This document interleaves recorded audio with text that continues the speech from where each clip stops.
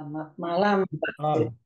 Selamat malam, Pak. Ya, yang kita pelajari itu hal yang bisa jadi dianggap sederhana, bisa jadi dianggap bahkan sepele gitu ya. Karena soal Injil itu untuk orang Katolik banyak yang merasa sudah ngerti. Banyak yang merasa bahwa apa yang ada di dalam Injil itu sudah tersimpan di memori. Sehingga kalau ditanya ini, ditanya itu, ya ngerti, pernah dengar. Tetapi kemudian kalau kita perhatikan lebih lanjut, ternyata masih ada banyak hal yang perlu untuk diketahui, untuk dipelajari, supaya pembacaan Injil yang kita lakukan dari hari ke hari, dari waktu ke waktu, itu membuahkan hasil. Jadi kita mendapatkan pemahaman yang memadai, mengerti bagaimana harus membacanya, dan membuat bagaimana firman yang tertulis di dalam Injil itu sungguh-sungguh menjadi bagian dari kehidupan kita. Nah, di pertemuan yang lalu kita sudah melihat bagaimana kalau kita membaca keempat Injil, itu kita tidak sedang membaca buku sejarah. Yesus, para murid, gereja, jelas ada di dalam sejarah. Nah, tapi kalau kita sedang membaca Injil, kita tidak sedang membaca buku sejarah dan kita tidak mencari kebenaran historis. Seolah-olah hanya ingin tahu apa yang terjadi dulu. Kalau itu yang dilakukan, maka ya buahnya bisa dikatakan sangat sederhana sekali, hanya tahu dulu terjadi apa. Tapi yang menjadi jauh lebih penting adalah ketika membaca Injil, baca kitab suci pada umumnya, itu kita mencari kebenaran tentang Allah. Apa itu kebenaran tentang Allah? Siapa Allah dan apa yang dikehendakinya. Dan itu sekali lagi merata di seluruh Alkitab. Itu yang kita cari. Kemudian ketika kita membaca Injil, kita bisa melihat dengan jauh lebih jelas siapa Allah, apa yang dikehendakinya, karena yang menyatakan diri dalam diri Yesus. Nah, malam ini kita akan melihat ini bagaimana prosesnya ya, terbentuknya Injil, dan kita akan mulai melihat dari ya sumber atau awal mulanya ya. Awal mulanya yang dimaksudkan itu adalah Tuhan Yesus. Nah, kemudian bagaimana apa yang harus kita lakukan? Kita lihat karya yang dilakukan oleh Yesus. Di pertemuan yang lalu kita juga sudah melihat dari 4 Injil hanya 2 yang bercerita tentang masa kanak-kanak Yesus. Nah, kita justru tidak akan membahas, tidak akan mulai dengan masa kecil Yesus, tapi mulai dengan ketika Yesus sudah dewasa.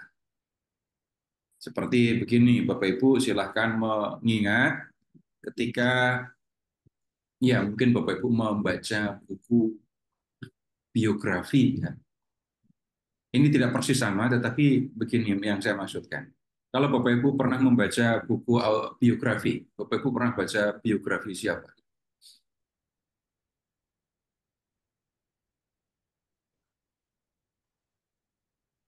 Gandhi, Pak. Gandhi. Gandhi. Terus, siapa lagi? Boleh dicari semua judul biografi ya. Periksa apakah ada biografi ya yang ditulis sebagai laporan dari kehidupan seseorang mulai dari dia lahir. Jadi malam ini ada seorang bayi lahir, lalu Bapak Ibu tulis tanggal sekian, jam sekian, itu ada seorang bayi lahir. Lalu Bapak Ibu ikuti orang ini sampai dia dewasa. sampai dia menjadi Tidak. entah apa setelah dia dewasa. Saya tidak yakin Bapak Ibu akan bisa menemukan biografi model seperti itu. Yang ada adalah ada seorang besar, entah dalam bidang apapun, mau bidang keagamaan, bidang politik, bidang ekonomi, dan seterusnya. Tapi ada orang yang sudah punya pengaruh, ada orang yang bisa dikatakan sebagai orang besar, gitu ya. Dan kemudian orang ingin tahu apa yang bisa dikatakan menjelaskan mengapa dia menjadi orang yang sebesar ini. Mulailah kemudian ditelusuri masa kecilnya dulu bagaimana. Tetapi yang menjadi utama itu adalah karyanya, prestasinya setelah dia menjadi orang dewasa, orang besar itu. Bapak Ibu misalnya pernah dengar judul buku ini, Anak Petani Jadi Presiden. Itu biografinya siapa? Pak Harto. Harto. Pak Harto kan ya. Kan jadi presiden dulu. Baru kemudian orang penasaran ingin tahu perjalanan hidupnya seperti apa. Bukan sejak dia lahir sebagai anak petani, lalu orang mengikuti perjalanan hidupnya. Enggak seperti itu. Nah, ketika berbicara tentang Tuhan Yesus, Bapak Ibu, ada hal yang sama di situ. Yesus berkarya, Yesus mengajar, membuat mukjizat, kemudian Yesus mati di kayu salib, habis itu Yesus hidup lagi menjumpai para murid. Nah, ini yang menjadi yang utama di dalam kehidupan Yesus. Baru kemudian orang menelusuri dulu kecilnya seperti apa dan seterusnya. Karena itu, ya, kita akan mempelajari, kita akan belajar ya tentang kehidupan Tuhan Yesus setelah dia dewasa dulu. Nah, sekarang begini dulu, Bapak Ibu, silahkan kita menggunakan ingatan dulu, menggunakan memori dulu. Bapak Ibu, ingat-ingat apa yang dikerjakan oleh Yesus ketika Yesus sudah dewasa. Apa yang Bapak Ibu ingat tentang Tuhan Yesus yang sudah dewasa? Mengajar. Mengajar. Mengajar. Terus, Membuat mujizat. buat mukjizat. Terus, udah, itu aja. Sah. Mengampuni orang berdosa, Pak. Nah, lihat, itu ada urusan kedekatan Yesus dengan orang berdosa juga ya. Nah, mulai dengan Yesus yang mengajar. Silahkan Bapak Ibu mengingat panggilan yang dikenakan orang banyak kepada Yesus ketika Yesus mengajar. Rabi. Ya. Yesus bertindak sebagai seorang rabi. Nah, seorang rabi, ya, laki-laki semua rabinya. Nggak ada rabi perempuan. Setiap anak laki-laki Yahudi bisa ya, menjadi rabi. Nah, seorang rabi itu sekolah, itu belajar. Jadi ya, seorang rabi akan belajar. Belajar dari siapa? Belajar dari rabi senior. Gitu. Nah, kemudian apa yang dipelajari? Yang dipelajari adalah hukum agama Yahudi. Taurat, baik yang tertulis maupun yang lisan, itu dipelajari semua.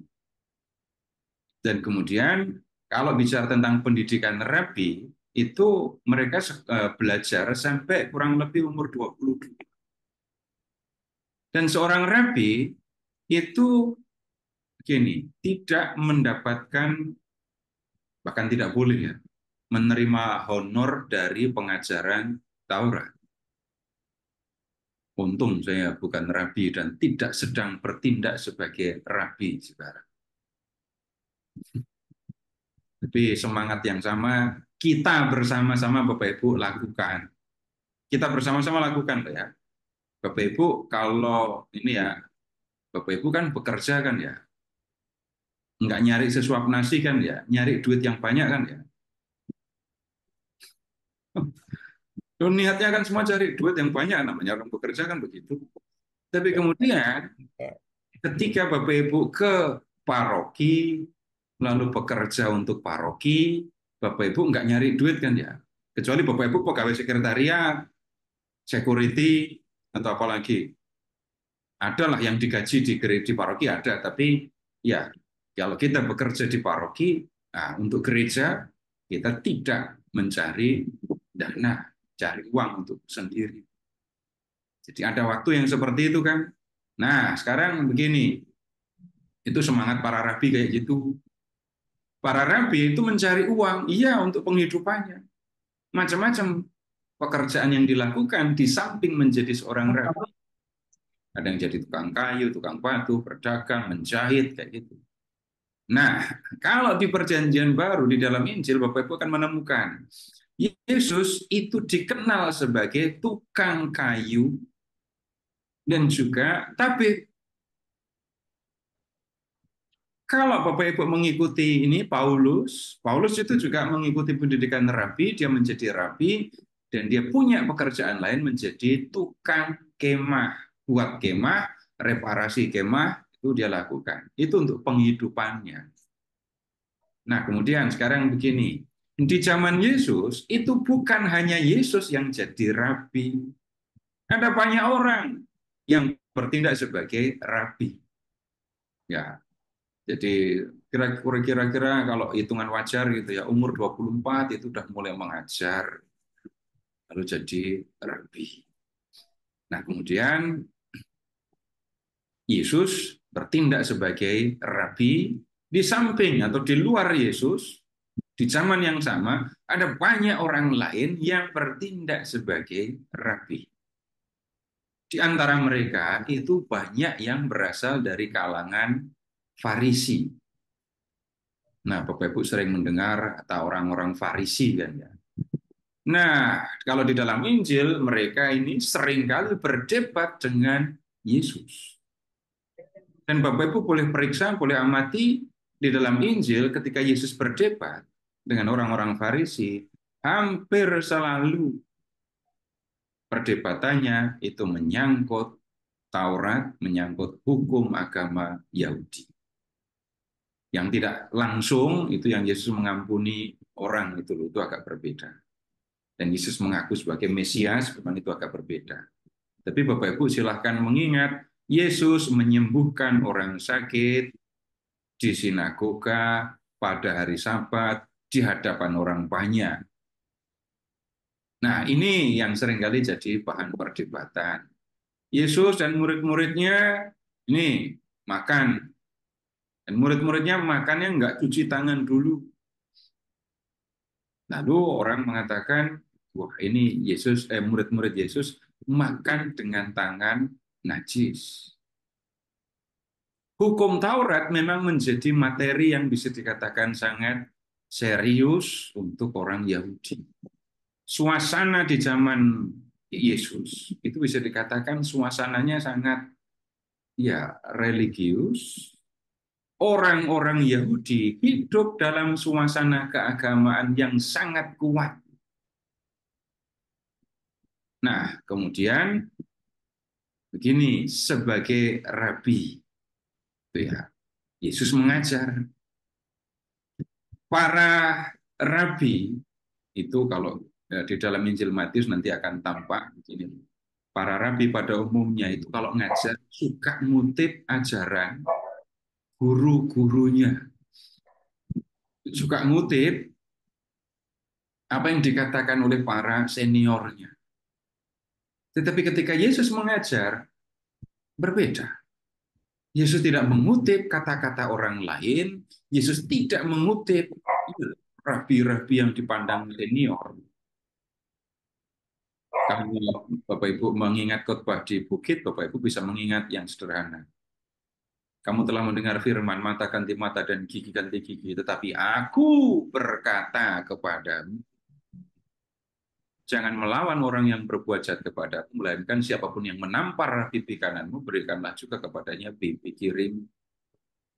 Kemudian, yang lain lagi, Bapak Ibu amati ketika Tuhan Yesus mengajar. Ingat-ingat. Yesus ngajarnya seringkali outdoor, indoor juga, tapi kadang-kadang sering juga. Seringkali Yesus mengajarnya outdoor. Bapak Ibu silahkan mengingat begini. Kalau Yesus mengatakan adalah seorang penabur yang keluar untuk menaburkan benih, itu kira-kira atau yang paling masuk akal Tuhan Yesus ngajarnya di mana?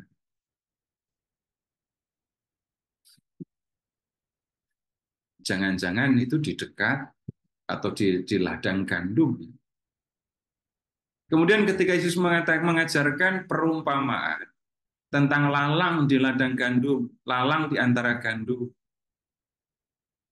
Kemudian ya itu kan ada kisah tentang panennya kan ya.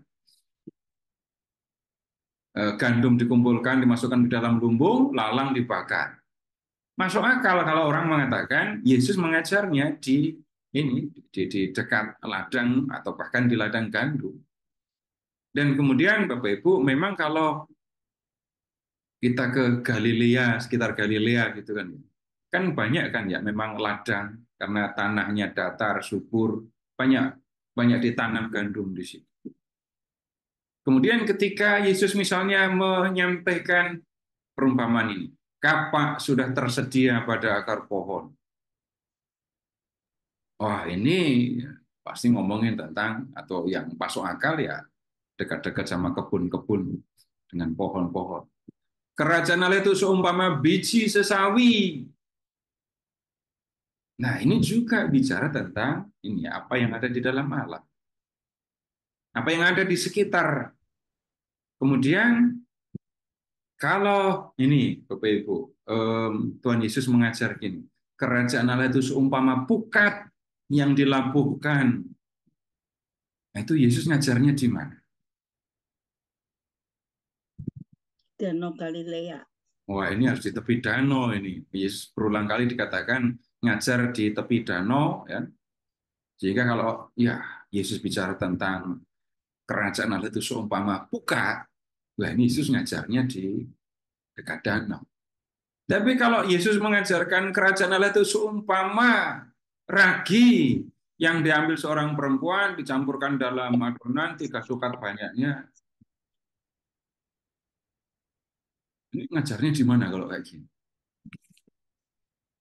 Pabrik roti. Pabrik roti. Jadi saya khawatir yang datang mendengarkan Tuhan Yesus mengajar itu ibu-ibu. Banyak perempuan yang Kursus bikin kue. iya, banyak perempuan yang datang.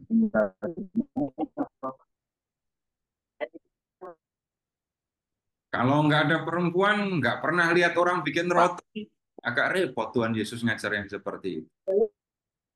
Tapi ada juga perumpamaan yang agak berbeda. Bapak Ibu ingat perumpamaan tentang talenta.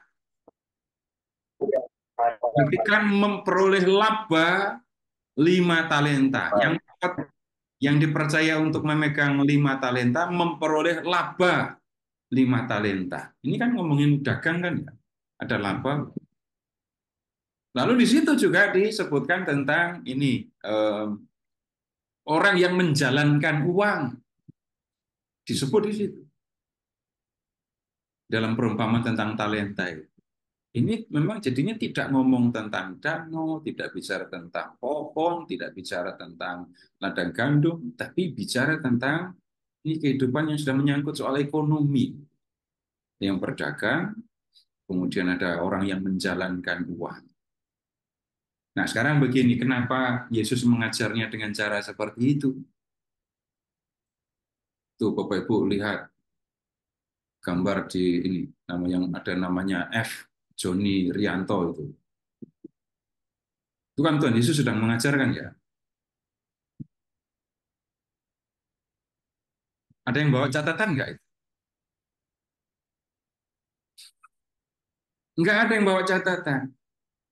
Ketika Tuhan Yesus mengajar, dia menyampaikan semua pengajarannya secara lisan, yang mendengarkan, ya hanya mendengarkan. Maksudnya tidak mencatat, tidak menulis. Nah, kalau kita berbicara secara lisan supaya ucapan kita itu bisa diingat, itu ada teknik-tekniknya loh ya.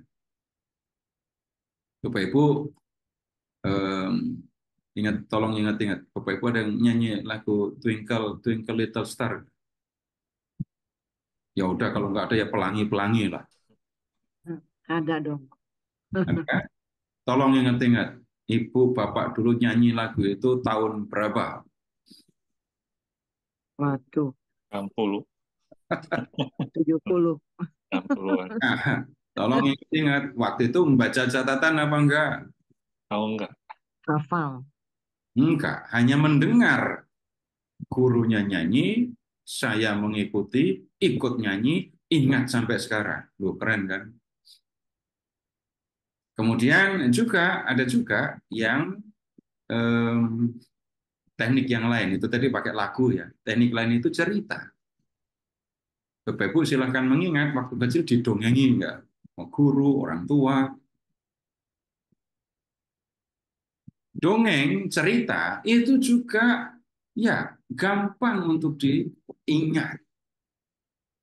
Jadi ada lagu atau syair atau puisi, kemudian ada cerita. Bapak Ibu silahkan mengingat cerita-cerita yang Bapak Ibu dengarkan waktu kecil. Itu bisa tersimpan lama di memori. Nah, kemudian ada juga teknik berbicara lisan yang gampang didengar, yang gampang diingat. Apa itu?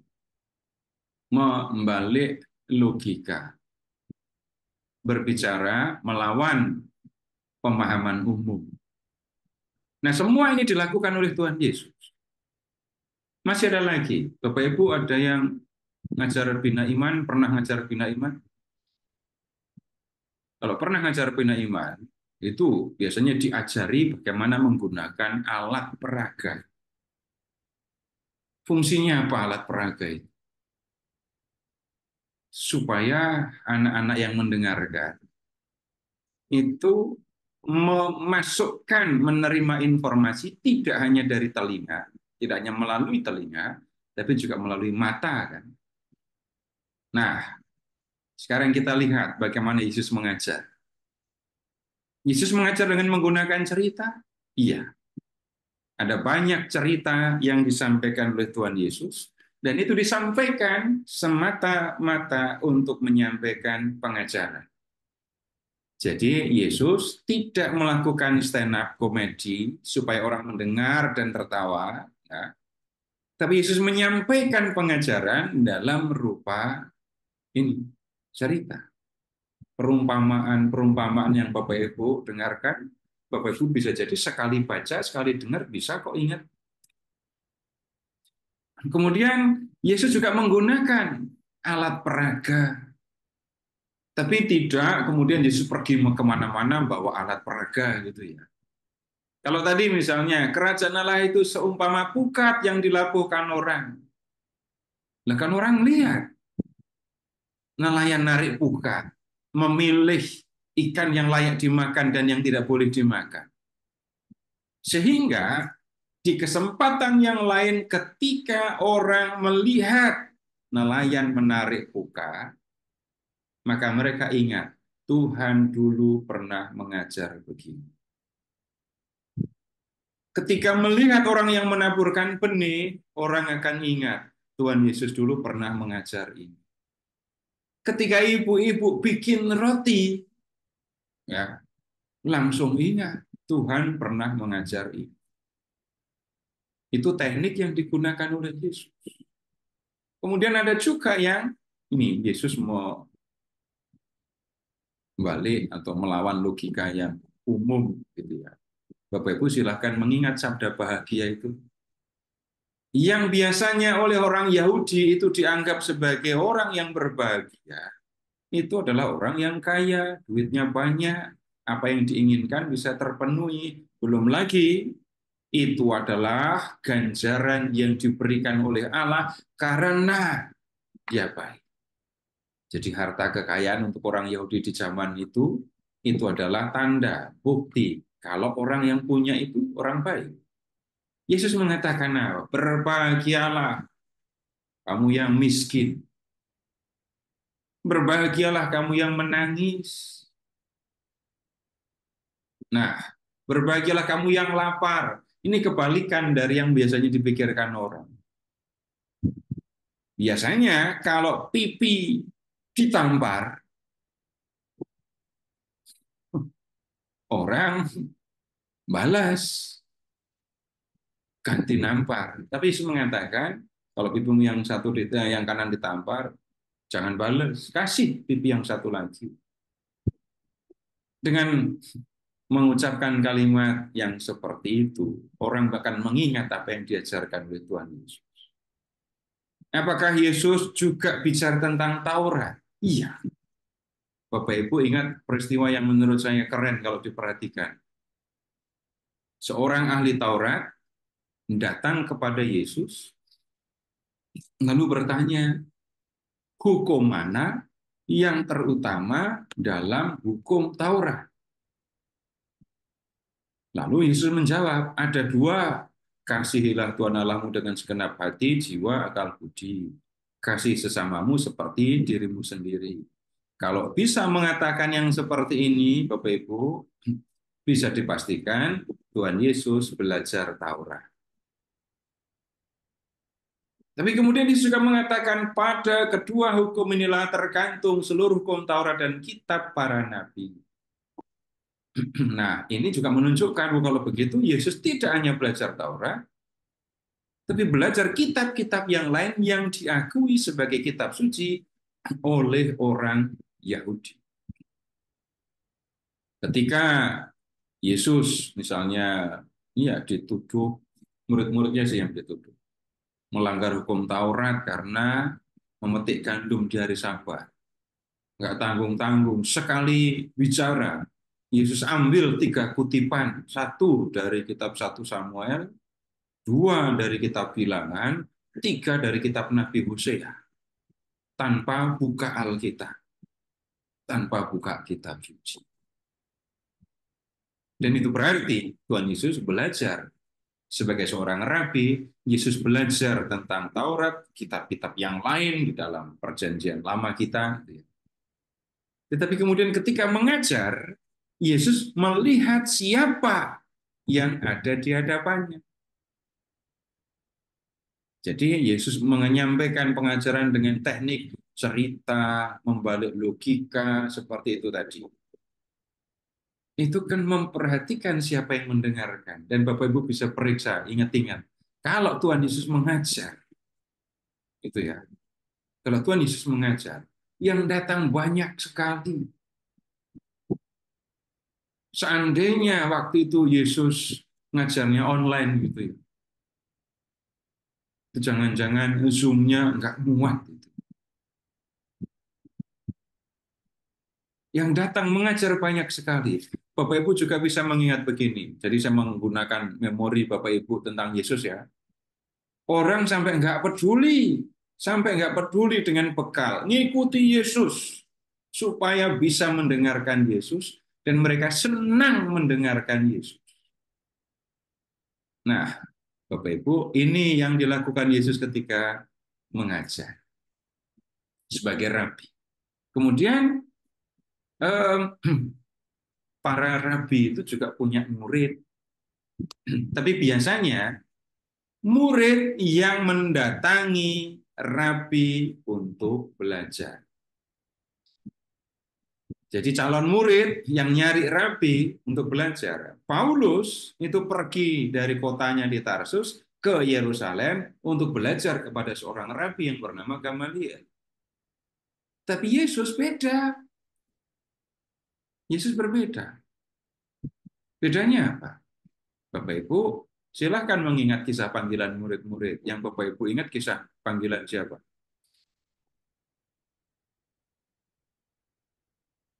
Yang gampang, panggilan nelayan itu kan. Yesus yang mendatangi mereka kan, bukan mereka yang mendatangi Yesus. Yesus datang, kemudian mengajak mereka untuk mengikuti dia. Jadi murid. Kemudian Bapak Ibu juga bisa mengingat ketika Yesus ketemu dengan Matius yang dikenal sebagai pemungut cukai.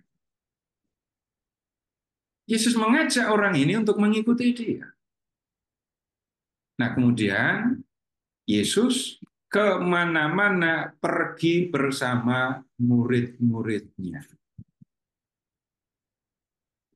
Murid-muridnya kalau begitu mendengarkan ketika Tuhan Yesus mengajar orang banyak. Jadi umumnya ya, Yesus mengajar, murid-murid ada di situ. Sehingga ketika Yesus mengajar, mereka pun ikut mendengarkan ketika Tuhan mengajar. Memang ada kesempatan-kesempatan tertentu yang Yesus menyampaikan pengajaran hanya untuk murid-muridnya. Ketika misalnya Yesus ini bertanya kepada murid-muridnya itu, kata orang banyak, aku ini siapa? Lalu ada murid yang menjawab, ada yang mengatakan, engkau itu adalah Elia, engkau itu adalah Elisa, yang lain lagi, engkau adalah Yohanes Pembaptis yang bangkit dari kematian. Terus kamu sendiri gimana? Menurut kamu aku ini siapa? Petrus yang menjawab, engkau adalah Mesias, anak Allah yang hidup. Di kesempatan yang lain, misalnya Yesus berbicara tentang anak manusia, Yesus yang akan mengalami penderitaan, mati, dan bangkit. Murid-murid 3 kali khusus mendengarkan Yesus mengucapkan yang seperti itu. Jadi, Yesus mengajar orang banyak, murid-murid mendengarkan. Pada ngerti apa enggak? Ada banyak kesempatan yang menunjukkan bahwa murid-murid ini enggak ngerti. Nah, misalnya begini, pada suatu kali Yesus itu kan ditanya atau diminta oleh orang-orang Farisi. Mereka ingin percaya kepada Yesus, tapi mereka ingin minta tanda khusus dari surga. Yesus mengatakan, enggak, aku tidak akan memberikan kamu tanda selain tanda Nabi Yunus. Maksudnya apa? Yesus akan mati, tapi kemudian akan bangkit. Nah, habis itu Yesus dan murid-muridnya naik perahu, terus Yesus bicara kepada mereka.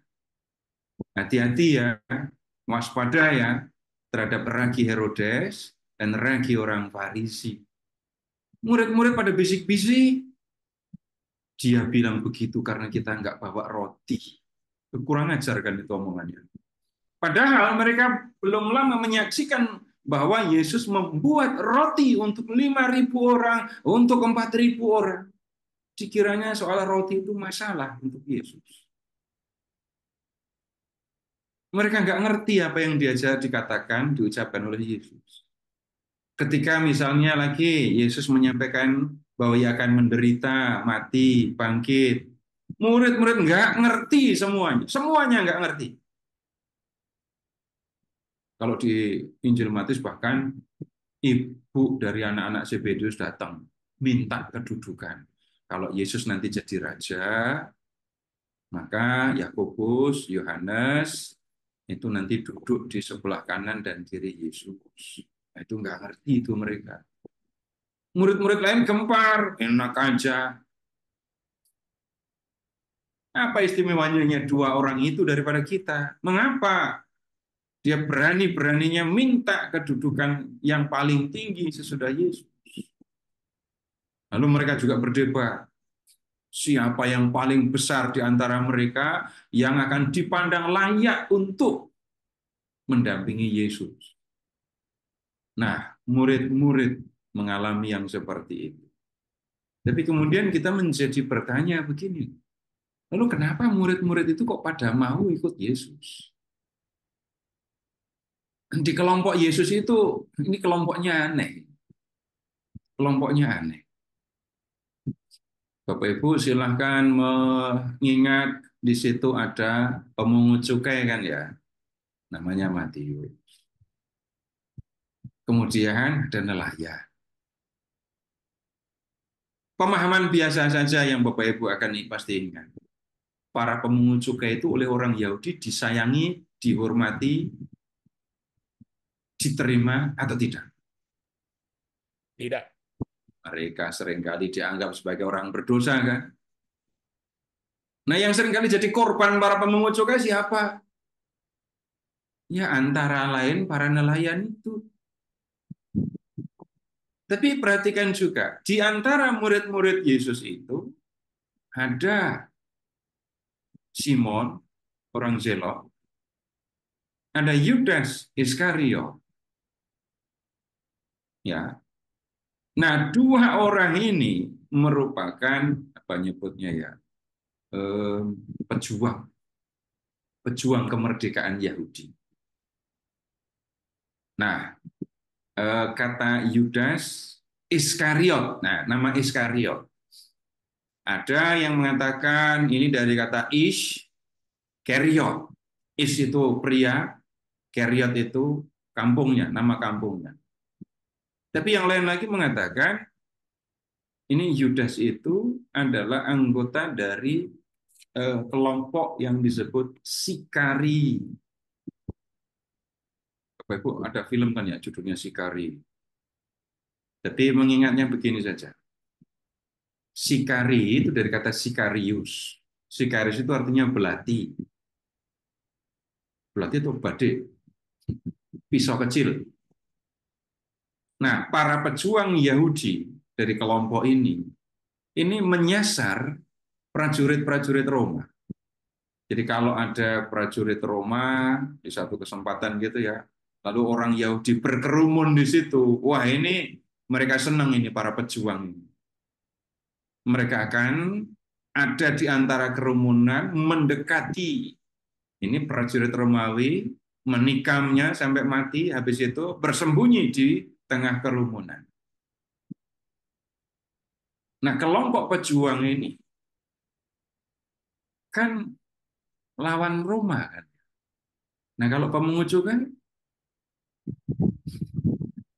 cukai itu pendukung Roma, kerja untuk Roma. Para pejuang Yahudi lawan Roma.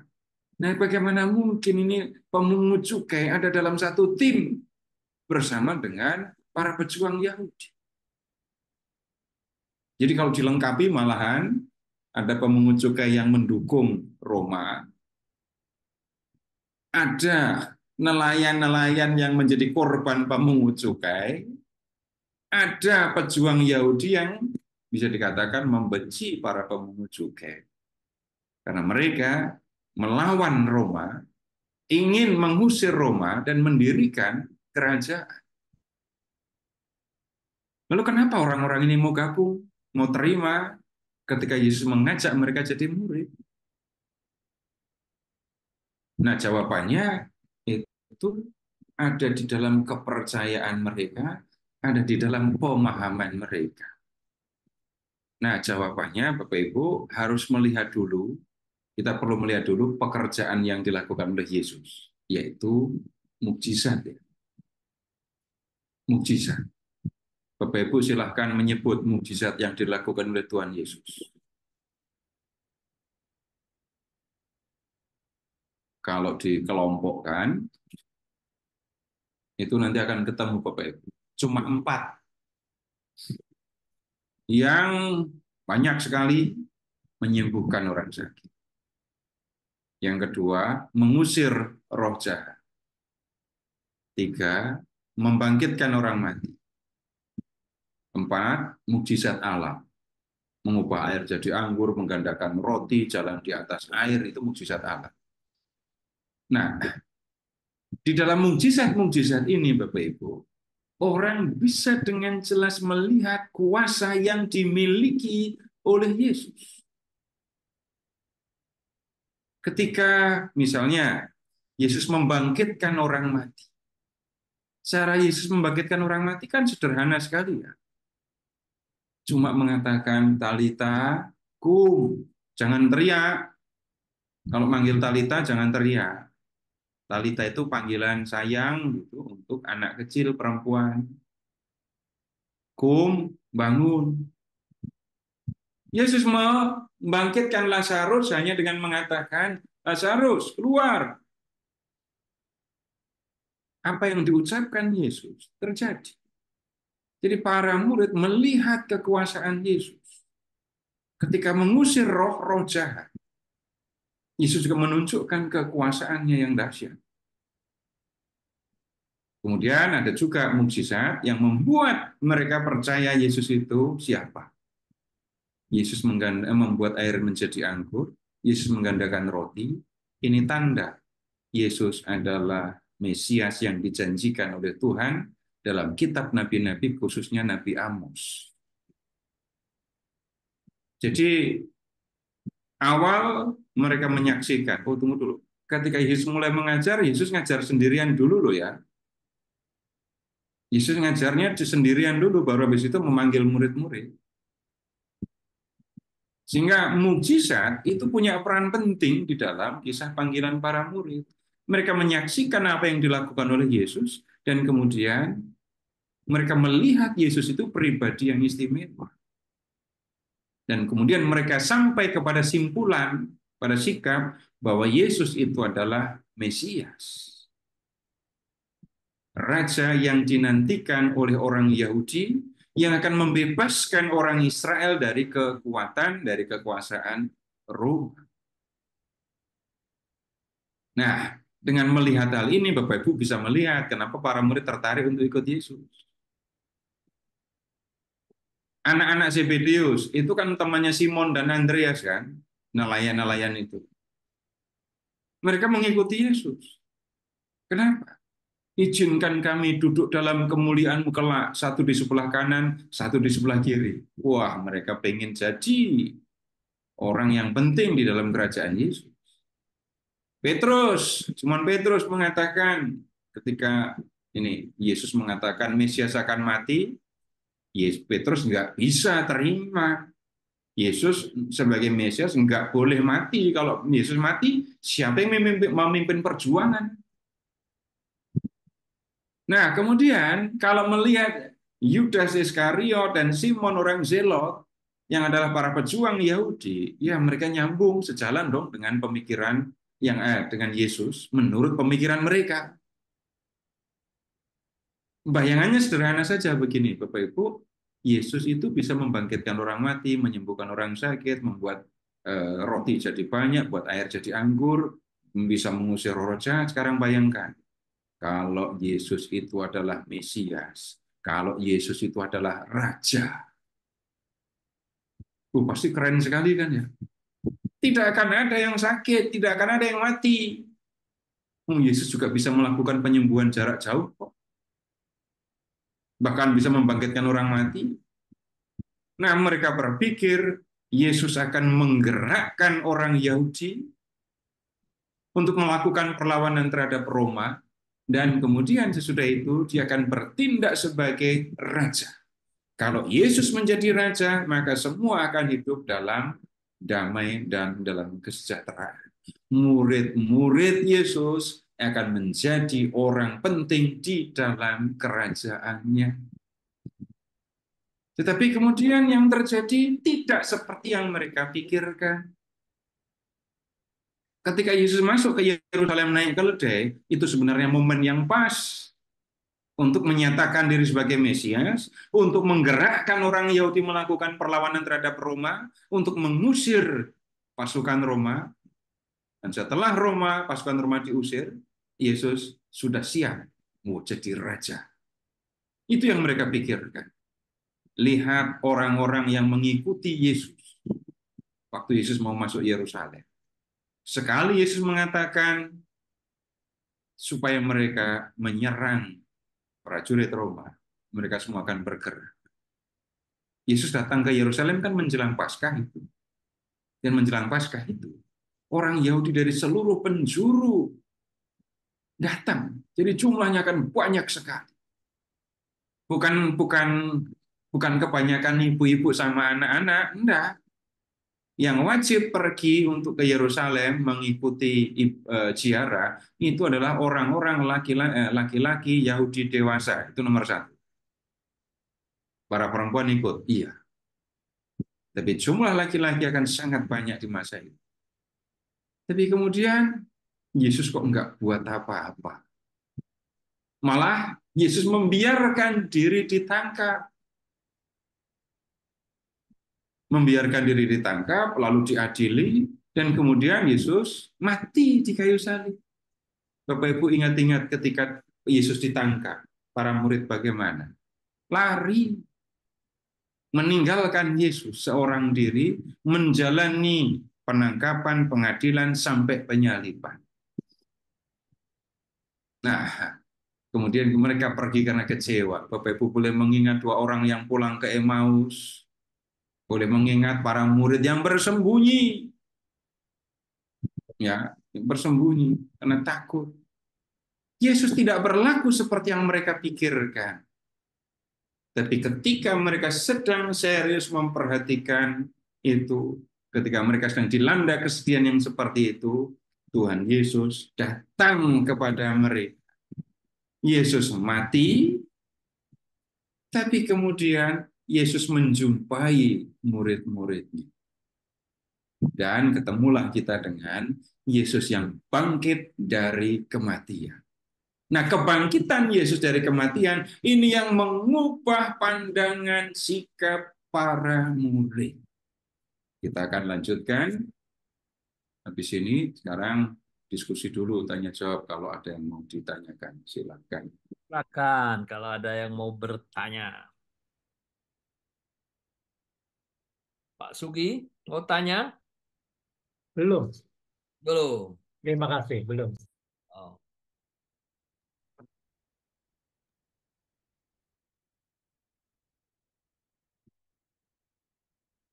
Enggak ada, memang gampang. Dulu belajarnya modelnya ini ya, nggak pakai buku catatan, bawa pena gitu ya. Catatan itu yang banyak itu ini Pak, bukan mencatat pengajaran, menyalin buku itu yang banyak. Oh, Jadi misalnya Bapak Ibu kan punya ini di Perjanjian Lama itu ada kitab-kitab banyak sekali kan ya. ya itu salin. Taurat itu dicatat, disalin tapi maksudnya Ya, disalin. disalin. Terus bagaimana murid-murid bisa mengingat segala peristiwa bersama Yesus? Metode yang digunakan oleh Tuhan Yesus. Bahkan kalau gini, para rabi belajar ya, para ini orang-orang Yahudi kalau belajar, bahkan sebelum Tuhan Yesus, metode yang digunakan itu pengulangan. Itu kan metode yang biasa saja kan sebenarnya. Pengulangan. Oh, diulang-ulang. Ya, pengulangan, mengucapkan berulang-ulang. Lalu resikonya itu adalah kutipan bisa jadi tidak persis sama dengan yang tertulis. Kutipan berdasarkan memori beda dengan kutipan menyalin. Jadi salah satu metode belajarnya itu adalah pengulangan, dan praktis itu metode yang bisa dikatakan utama ya. Kemudian yang lain lagi itu yang kemudian juga saya praktekkan gitu ya. Itu bertanya dan menjawab. Jadi kalau dibandingkan, bukan membandingkan ini ya, tapi saya dulu waktu sekolah itu diajari cara menjawab, tapi nggak pernah diajari cara bertanya. Saya dilatih untuk menjawab, tidak dilatih untuk bertanya. Bapak Ibu gimana? Waktu sekolah dulu. Iya, betul. Dikasih pertanyaan, kita suruh jawab. Begitu terus kan ya? Iya. Tapi kemudian para rabi sebelum Tuhan Yesus lahir loh ya, sudah menggunakan teknik berpasangan. Jadi dua orang ya, yang satu bertanya, yang kedua menjawab, dan sebaliknya. Jadi bertanya. Nah, metode ini Bapak Ibu masih bisa lihat di Lukas bab 2. Boleh diperiksa. Silahkan dilihat Yesus yang di Bait Allah itu loh. Yesus umur 12 di Bait Allah.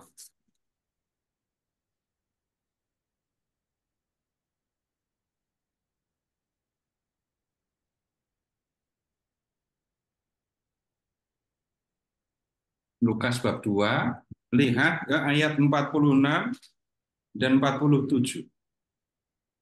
Yesus sedang berada di antara para guru agama Yahudi ya. Ayat 46. Lukas 2, 46. Sesudah 3 hari mereka menemukan dia dalam bait Allah. Ia sedang duduk di tengah-tengah alim ulama, lihat, sambil mendengarkan mereka dan mengajukan pertanyaan-pertanyaan kepada mereka. Yesus juga bertanya ya. Ayat 47. Dan semua orang yang mendengar dia sangat heran akan kecerdasannya dan segala jawab yang diberikannya. Bertanya dan menjawab. Mendengarkan, ya mendengarkan, ada proses mendengarkannya ya. Jadi modelnya malah bukan membaca buku, ya, mendengarkan. Kemudian habis itu bertanya dan menjawab.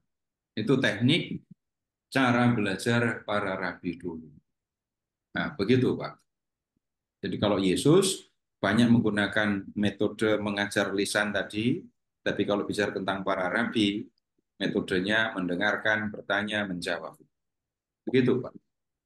Ya, tapi hebat juga ya para penulis itu bisa mengingat semua detil apa yang diajarkan. Kalau detail mungkin enggak, jangan-jangan tidak semua, Pak, yang ditulis itu. Oh, Pak, besar. Bapak Ibu gini aja lah, saya ngobrol 2 jam gini aja ya, Bapak Ibu nanti tulis ya, semuanya kata per kata. Jadi berapa halaman? Yesus ngajar 3 tahun. Matius itu hanya 28 bab.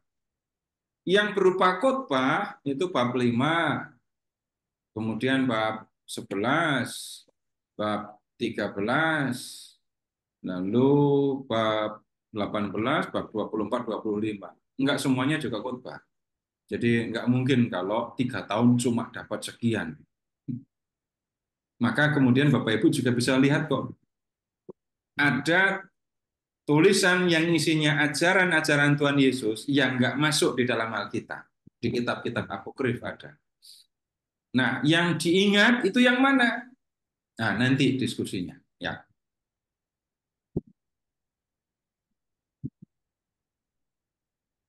Saya itu mau tanya, Pak Popo boleh ya?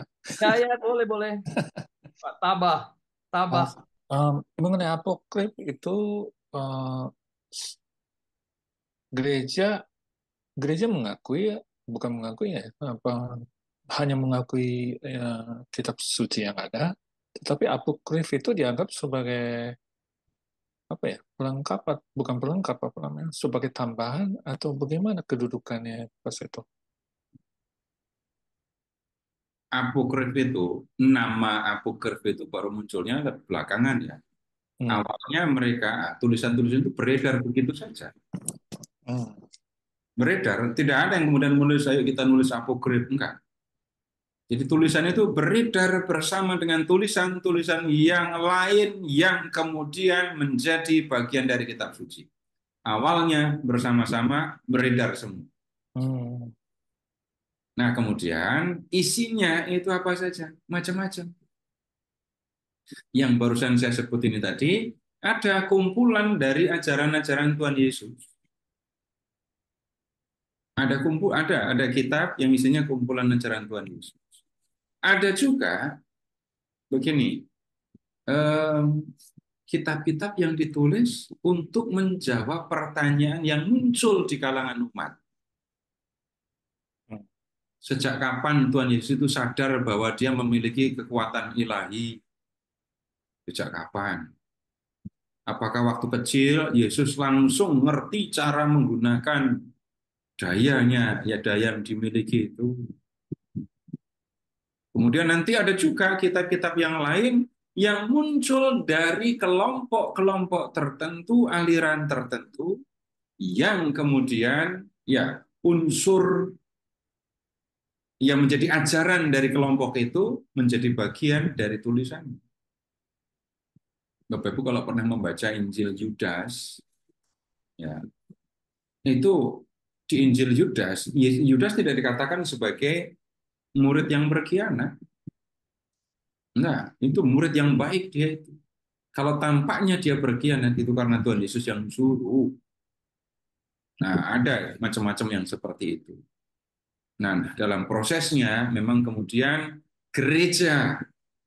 Gereja itu siapa? Bapak Ibu, kalau membaca Perjanjian Baru akan ketemu surat Paulus kepada jemaat di Roma. Ya, di Roma ada gereja, di Galatia, di mana Efesus, ada banyak gereja kan.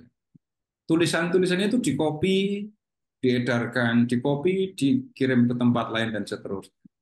Nah, kitab-kitab yang mencerminkan iman akan Yesus digunakan menyeluruh di dalam gereja, itu yang kemudian menjadi bagian dari kitab suci.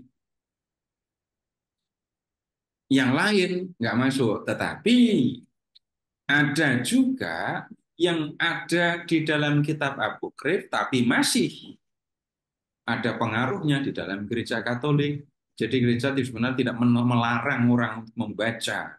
Enggak. Bahkan ada kok yang menjadi bagian dari kitab apokrif yang masih digunakan di dalam gereja. Bapak Ibu kenal sama Vero apa enggak? Nama lengkapnya Veronica. Yang mengusap wajah Yesus. Memang ada di dalam 4 Injil? Enggak ada. Di kitab apokrif ada. Orang Katolik biasanya tahu nama penjahat yang disalibkan bersama Yesus itu siapa.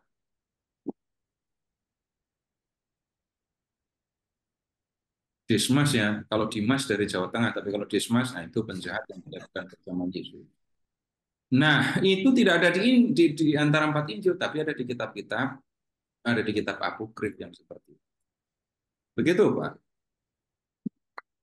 Iya, Pak Seto. Tapi ada bahaya. Bukan bahaya ya, apa ya? Kita lebih baik em, berpegang pada kitab suci. Ya, apokrif, apokrif sebagai ya sekedar suplemen aja gitu. Karena ada yang benar, ada yang enggak gitu ya, Pak Seto ya. Kesalahan yang pernah dilakukan oleh orang-orang Katolik itu adalah yang benar belum dipelajari. Hmm. Ketika ada yang bikin heboh, cepat dipelajari. Hmm. Ingat ketika kita bicara, ketika ini ada buku Da Vinci Code itu, jelas kan itu novel, tapi kemudian waktu itu kan heboh. Macam-macam seminar muncul, dilakukan di sana-sini. Kenapa kok orang bingung? Lah yang benar aja nggak dipelajari, yang benar belum dipelajari. Lalu yang berikutnya lagi ada penemuan makam Yesus, lalu Injil Yudas. Begitu ada berita yang heboh tentang satu hal, dipelajari cepat-cepat. Tapi ingat, yang benar harusnya dipelajari dulu. Kalau sudah mempelajari yang benar, mau main-main kemana, kayaknya lebih mudah. Nah, saran saya begitu, saya melihat situasinya seperti itu. Jangan sampai, ini ya, merasa sudah tahu tentang Injil, merasa sudah tahu tentang iman Katolik, lalu enggak, seolah-olah karena saya sudah tahu, maka kemudian saya mempelajari yang lain. Belajar benar dulu tentang iman Katolik, belajar dulu yang benar tentang kitab suci, tentang Injil terutama kan. Lalu habis itu silahkan mau belajar. Bisa jadi seru kok, bisa jadi menyenangkan, bisa jadi menolong kita. Karena Bapak Ibu agak sulit kalau kita misalnya ya ini mempelajari aliran gnosis yang ada di balik penulisan Injil Yudas tadi. Yang itu enggak gitu menarik. Ya, gitu Pak. Ya, setuju Pak Seto. Terima kasih banyak. Malam Pak Bobo, izin Pak. Malam Oh Pak ya, Seto. Pak Aris, silakan. Pak Seto mohon penjelasan lebih jauh Pak mengenai salah satu cara Tuhan Yesus mengajar melawan logika tadi Pak. Ini apakah memang pada saat itu ada semacam apa ya, ada niat atau intensi yang muncul bahwa nilai-nilai tradisi yang sudah turun-temurun sejak Perjanjian Lama itu dianggap tidak tepat atau seperti apa Pak? Kira-kira? Dan kalau kita lihat secara universal, sebagian yang melawan logika itu juga mungkin masih bisa ditemukan di sekarang ini, Pak. Jadi berarti misalnya tadi yang apa ditampar di kiri, berikan di kanan. Kalau kita bicara kehidupan modern saat ini kan dalam apa ya masyarakat kita juga masih sangat sulit gitu di- dipahami hal seperti itu. Gimana Pak kira-kira menyikapi ini? Begini, mulai dari yang terakhir itu, apa yang diajarkan itu kalau diucapkan, itu orang yang mendengarnya cepat ingat. Hmm.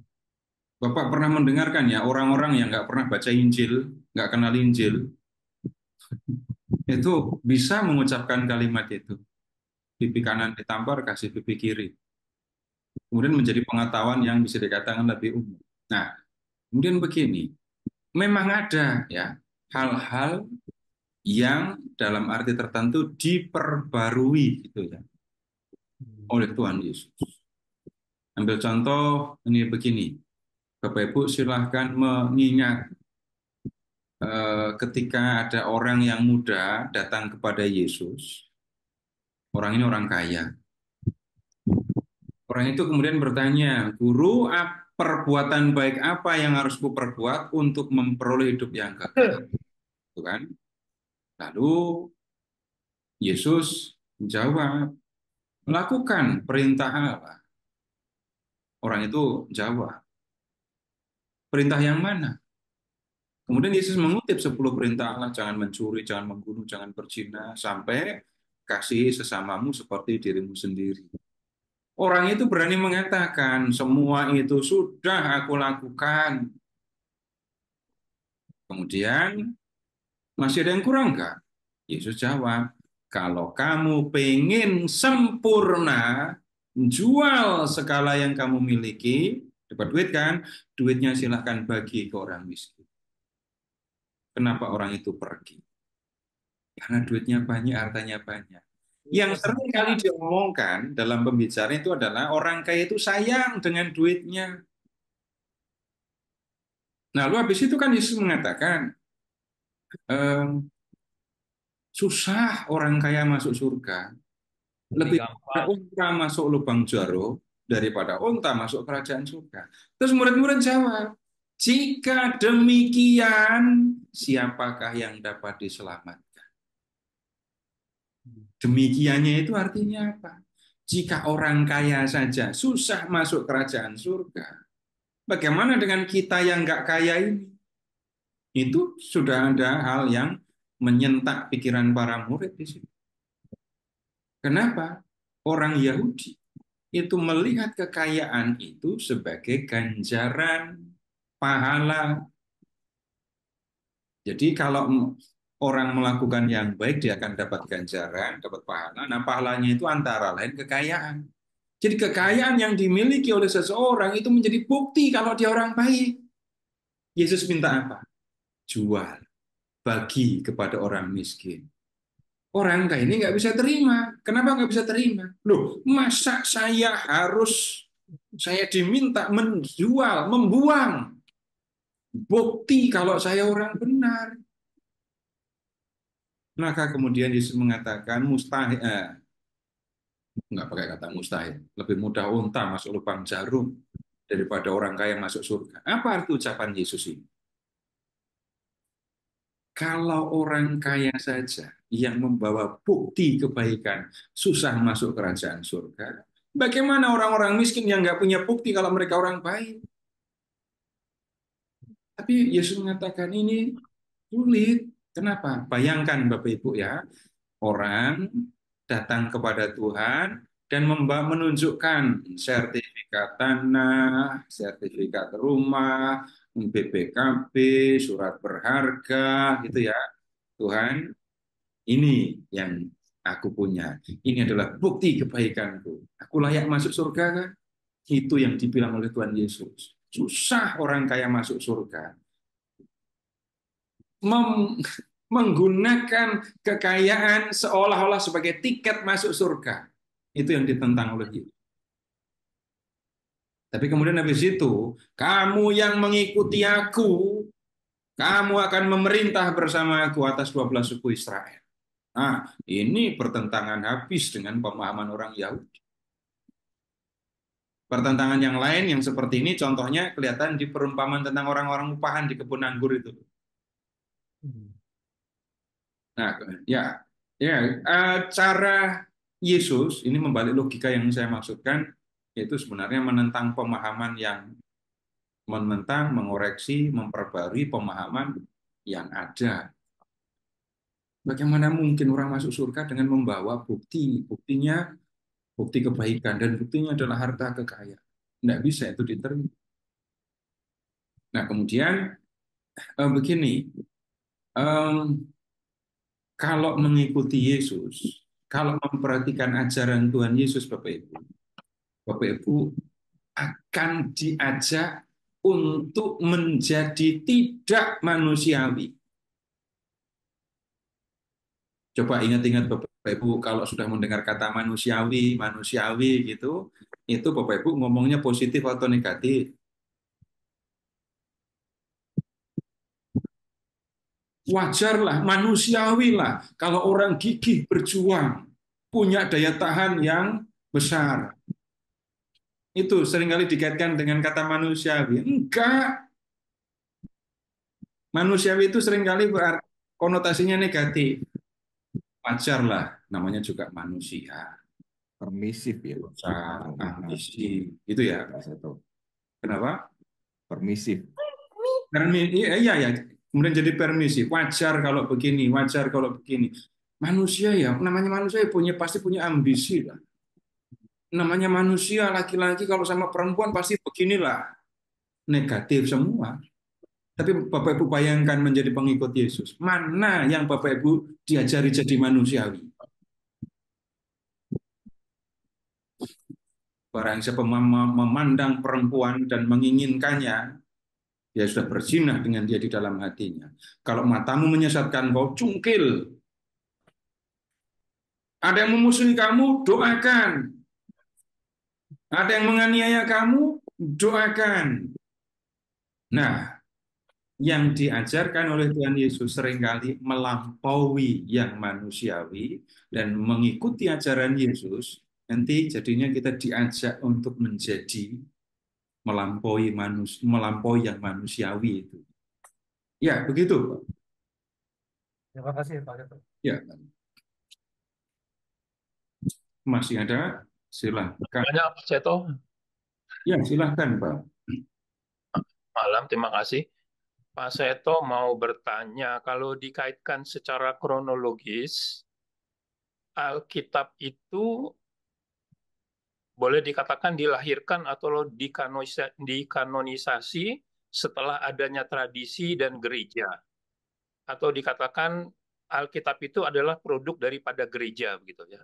Itu pertanyaan saya pertama.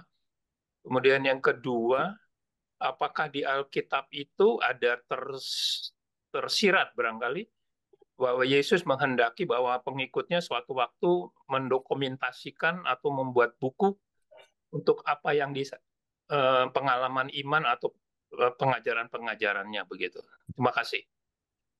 Ya. Dokumentasi gitu ya. Ini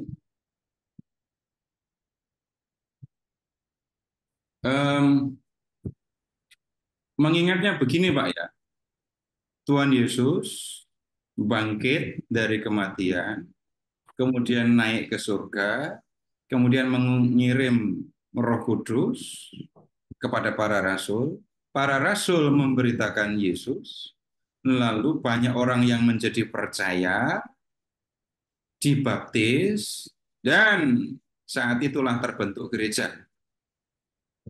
Itu ya. Kemudian kalau ini ceritanya, maka sudah jelas. Sebelum ada tulisan-tulisan itu, gereja sudah ada. Tulisan-tulisan yang muncul kemudian itu ditulis dalam gereja, oleh gereja, untuk kepentingan gereja. Nah, kemudian kalau perintah untuk mendokumentasikan, sampai sekarang saya belum menemukannya, Pak. Yang segera muncul di ingatan saya, itu malam hari menjelang kematiannya, Yesus menetapkan Ekaristi itu ya. Dan kemudian Yesus hanya mengatakan, lakukan ini sebagai peringatan kenangan akan aku. Bahkan para rasul pun, ya, nggak ada ide di awal untuk menulis. Begitu, Pak. Oke, makasih Pak. Ya, Ya, udah. oke.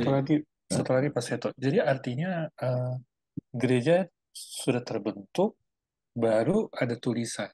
Jadi gereja inilah yang akan bisa menilai tulisan dan sebagainya gitu ya Pak Seto ya. Jadi urutannya. Ya. Terima kasih. Jadi Ya. para rasul ketika pergi memberitakan Yesus nggak ada tulisannya sama sekali. Nggak punya tulisan. Nah sekarang, baik, udah ya, udah. Ya. Baik, kita lanjutkan ceritanya ya. Ini saya nggak ngajak Bapak Ibu buka Alkitab, tapi ini cerita yang umum, semuanya sebenarnya ada di dalam Alkitab. Jadi yang saya sampaikan, ya banyak ya, mengikuti apa yang ada di dalam Alkitab. Nah kemudian sekarang begini, kebangkitan Yesus mengubah pemahaman para rasul tentang Yesus. Ketika Yesus ditangkap, diadili, disalib, para rasul pada pergi, meninggalkan Yesus. Mereka sembunyi. Tapi saya masih bertanya itu, kenapa sembunyinya masih di Yerusalem? Kenapa nggak pulang ke Galilea? Mereka semua orang Galilea kok sembunyinya di Yerusalem. Jadi bagaimanapun mereka sembunyi, ketika Yesus ditangkap memang lari mereka. Tapi perjumpaan dengan Yesus yang sudah bangkit membuat mereka berubah. Sederhananya begini, kalau orang ini bangkit dari kematian, ini kan sesuatu yang istimewa. Ini sesuatu yang tidak biasa. Dengan macam-macam cara, Yesus harus membuktikan kepada murid-murid bahwa memang dia bangkit dari kematian.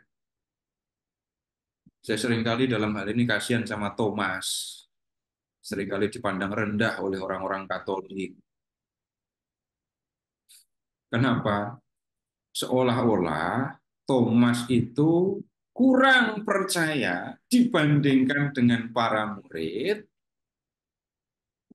Seolah-olah Thomas itu ngomongnya sinis, lalu mengatakan, sebelum aku mencucukkan jariku di tangan, dan seterusnya, aku tidak akan percaya. Pertanyaannya, para rasul yang lain, yang 10 itu, percaya kepada Yesus yang sudah bangkit setelah melihat tangan dan kaki Yesus, atau belum melihat tangan dan kaki Yesus? Sudah melihat. Sudah melihat. Sudah melihat. Di danau, di sungai. Yang di Injil, yang kelihatan di Injil Lukas ya, Yesus, di Injil Yohanes juga, Yesus datang dan menunjukkan tangan, kaki, menunjukkan bekas luka. Lalu, murid-murid melihat, lalu percaya. Thomas waktu itu nggak datang. Para murid, teman-temannya pada cerita. Kami melihat Tuhan. Baru kemudian Thomas berkata, sebelum aku mencucukkan jariku. Jadi Thomas juga nggak percaya sama teman-temannya sebenarnya. Takut dikerjain. Nah, sesudah Thomas melihat tangan dan kaki dan lambung Yesus, Thomas percaya. Dan perhatikan ucapan Thomas. Ya Tuhan. Tuhanku dan Allah. Rasul-rasul yang lain mengucapkan kalimat itu? Enggak. Kalau Yesus itu tadinya mati, sekarang hidup lagi. Ini sebenarnya orang ini siapa? Itu pertanyaannya menjadi serius. Sekarang begini, Bapak Ibu, tolong Bapak Ibu ingat-ingat ucapan Bu Marta ketika ini Yesus datang dan mengatakan, Marta, saudaramu akan bangkit. Terus Marta bilang, benar Tuhan, saudaraku akan bangkit pada akhir zaman ketika orang-orang mati dibangkitkan. Nah, akhir zaman. Supaya jelas, dan harus jelas, Bapak Ibu tolong membuka Injil Yohanes dah. Masuk dari tadi belum buka Alkitab ya. Buka Yohanes bab 11. 11. Ya.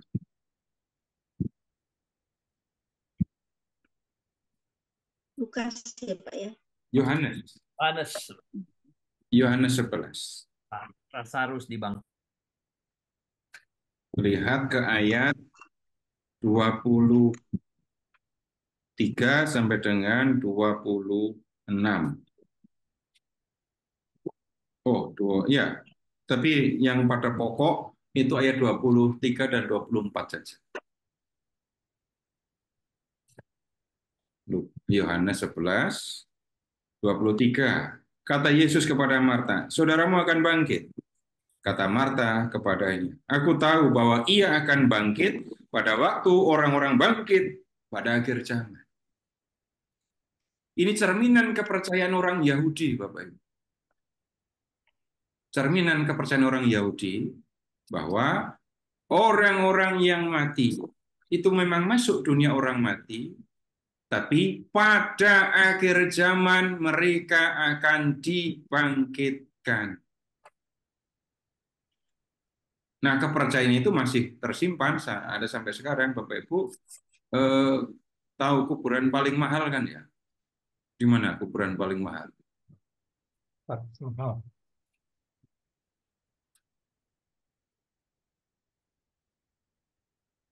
Orang berebut untuk bisa dikubur di situ. Ya jangan nyebut itu apa piramida, itu kuburan Firaun yang paling mahal, bukan itu maksudnya. Tapi kuburan di sebelah timur Yerusalem itu kuburan yang paling mahal. Itu kecil-kecil doang, tapi harganya dan sudah nggak tahu masih bisa terima apa enggak. Kenapa kalau orang Yahudi berebut dikubur di situ? Nanti pada akhir zaman, gerbang Yerusalem yang sekarang masih berupa tembok itu akan dibuka. Dan kemudian orang mati akan bangkit. Nah, yang kuburannya paling dekat dengan gerbang, nah itu yang akan duluan masuk. Ya memang begitu kepercayaan. Tapi yang diingat, orang Yahudi percaya di akhir zaman semua orang mati akan dibangkitkan. Kalau Yesus itu mati dan sekarang hidup lagi, berarti Yesus bangkit kan? Kalau sudah ada kebangkitan, artinya apa?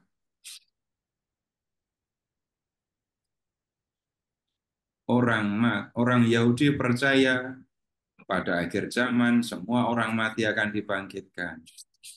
Yesus bangkit dari kematian, para murid yakin kalau begitu.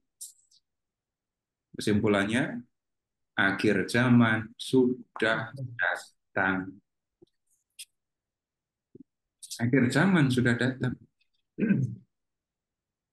Kalau akhir zaman sudah datang, lihat, yang dibunuh disalib, kok bisa malah duluan bangkit? Kenapa orang yang digantung di kayu salib, guru mereka itu, kok malah duluan bangkit? Ini pasti Yesus bukan orang sembarangan. Dari situlah Bapak Ibu kemudian para rasul mengingat Pak Yesus itu pernah ngomong loh ya dulu, coba 3 kali. Yesus anak manusia akan menderita, mati, tapi kemudian akan bangkit. Dan dalam 3 kesempatan itu Yesus menyebut dirinya anak manusia. Kalau begitu, kematian Yesus di kayu salib itu pasti bukan kematian orang berdosa, bukan kematian orang yang bersalah. Kematian Yesus adalah kematian, kalau saya masih pakai kata orang dulu, Kematian Yesus itu kematian orang benar. Dan pemahaman ini membawa para murid pada pemahaman kalau begitu siapa sebenarnya Yesus? Pasti bukan manusia biasa. Ketemulah kita dengan pemahaman Yesus kalau begitu adalah firman yang menjadi manusia. Yesus adalah anak Allah yang menjadi manusia. Kemudian kalau Yesus itu bangkit duluan, malah yang pertama bangkit, bagaimana cara supaya bisa bangkit seperti Yesus? Jawabannya sekarang tampak sederhana. Kalau begitu percaya kepada Yesus, itu jalannya. Jalan untuk memperoleh keselamatan, yang berarti bangkit dari kematian, itu artinya percaya kepada Yesus. Yang percaya kepada Yesus akan bangkit seperti Yesus, akan diselamatkan oleh Yesus.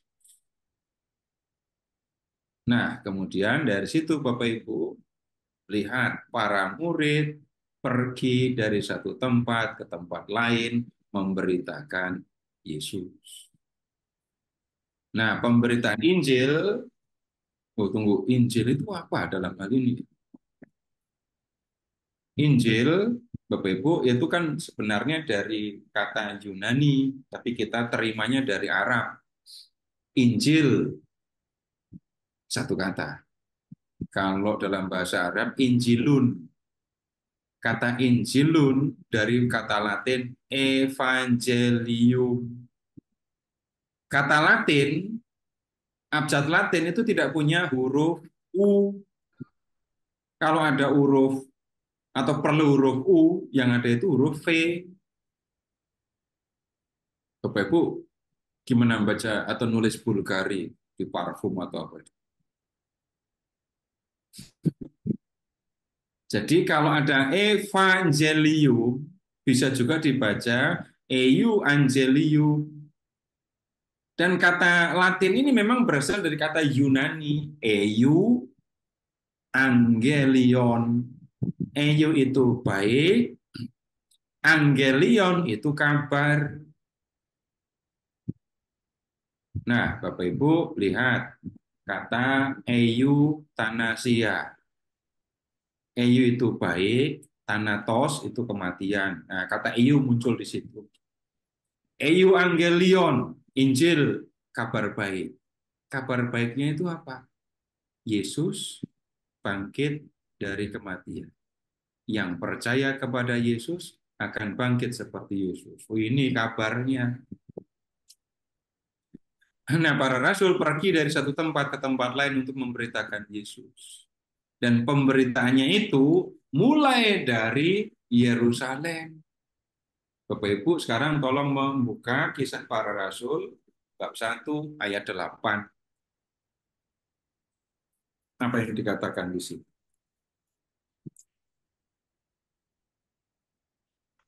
Kisah 1 ayat 8. Tetapi kamu akan menerima kuasa kalau Roh Kudus turun ke atas kamu, dan kamu akan menjadi saksiku di Yerusalem dan di seluruh Yudea dan Samaria dan sampai ke ujung bumi. Ya, perhatikan kata saksi. Syaratnya apa menjadi saksi?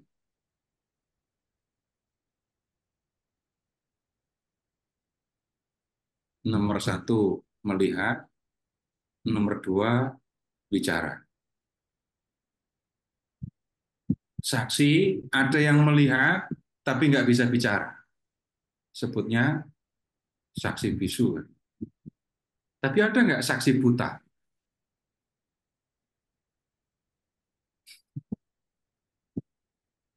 Pernah dengar saksi buta apa belum? Nggak bisa orang buta menjadi saksi. Namanya menyaksikan, berarti melihat. Nah, kemudian sekarang begini. Lihat juga di ayat itu, kamu akan menjadi saksiku di Yerusalem, Yudea, Samaria, sampai ke ujung bumi. Pemberitaan Injil mulai di Yerusalem. Dan pemberitaan Injil di Yerusalem ini, Bapak Ibu, membuat para pemuka Yahudi keheranan. Banyak orang yang menjadi percaya kepada Yesus. Para pemuka agama Yahudi bingung karena orang-orang dari Galilea, para nelayan itu bisa berbicara di depan orang banyak, bicara tentang Yesus dengan penuh keberanian. Nah, pemberitaan Injil yang di awal, yang kita lihat di Kisah bab 2, Bapak Ibu, ini bisa dikatakan sangat mencolok ya. Coba Bapak Ibu lihat dulu ke Kisah bab 2, lihat ayat 23. Kisah bab 2 ayat 23.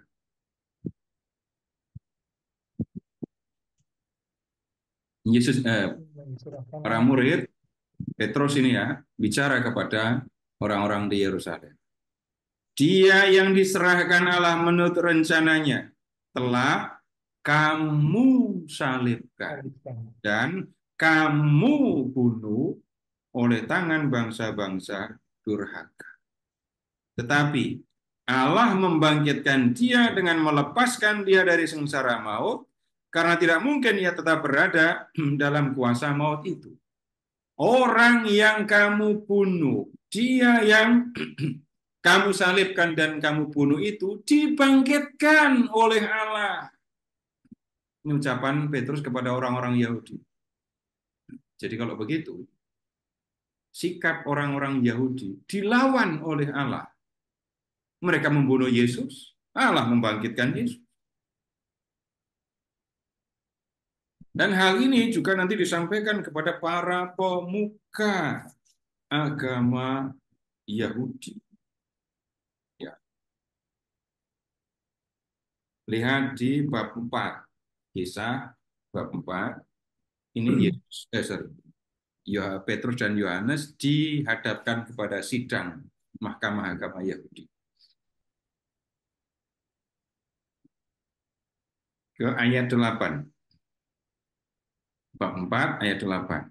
Maka jawab Petrus penuh dengan Roh Kudus, hai pemimpin-pemimpin umat dan tua-tua, jika kami sekarang harus diperiksa karena suatu kebajikan kepada orang sakit, dan harus menerangkan dengan kuasa manakah orang itu disembuhkan, maka ketahuilah oleh kamu sekalian dan oleh seluruh umat Israel bahwa dalam nama Yesus Kristus orang Nazaret yang kamu salibkan, tetapi yang telah dibangkitkan oleh Allah dari antara orang mati, bahwa oleh karena Yesus itulah orang ini berdiri dengan sehat sekarang di depan kamu. Berani sekali kan para rasul memberitakan Yesus. Kamu sudah membunuh Yesus, tapi Allah membangkitkan Yesus. Jadi yang sebenarnya terjadi, kamu melawan Allah. Lalu kalau seperti itu yang terjadi, sekarang tolong balik ke bab 2, sekarang ayat 37.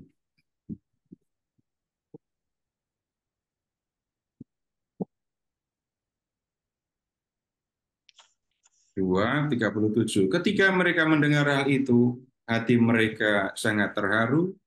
Lalu mereka bertanya kepada Petrus dan rasul-rasul lain, apakah yang harus kami perbuat, saudara-saudara?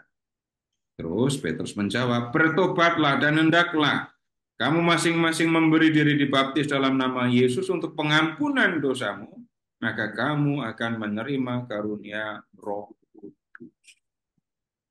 Tobat, terima baptis dalam nama Yesus. Bertobat, dan kemudian percayalah kepada Yesus. Kalau begitu, kamu akan menerima pengampunan dosa, kamu akan terima Roh Kudus. Ini pemberitaan awal isinya seperti ini. Kemudian sekarang kita lihat, Bapak Ibu tolong ke surat Galatia ya, bab 1.